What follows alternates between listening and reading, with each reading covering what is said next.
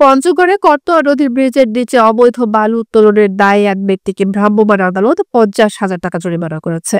বাংলাদেশ সেনাবাহিনীর গোপন সংবাদের ভিত্তিতে মঙ্গলবার দুপুরে অভিযান চালিয়ে বালু উত্তোলনকারী আলোককে আটক করা হয়।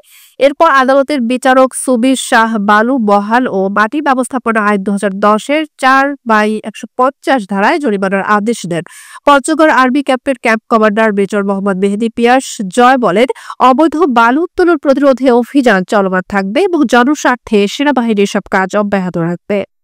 পঞ্চগড় সদর উপজেলায় তথ্যের প্রেক্ষিতে আমরা করতোয়া ব্রিজের ঠিক 1 কিলোমিটারের ভেতরেই অবৈধভাবে বালি উত্তোলনকারীদেরকে দেখতে পাই এবং প্রয়োজনীয় আইনানুগ ব্যবস্থা গ্রহণ চলমান রয়েছে।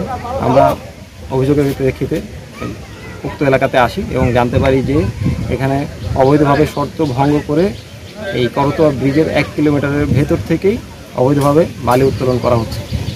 এরই প্রেক্ষিতে একটি মোবাইল কোর্ট পরিচালনা করা হয় এবং একজন ব্যক্তিকে জরিমানা করা হয়।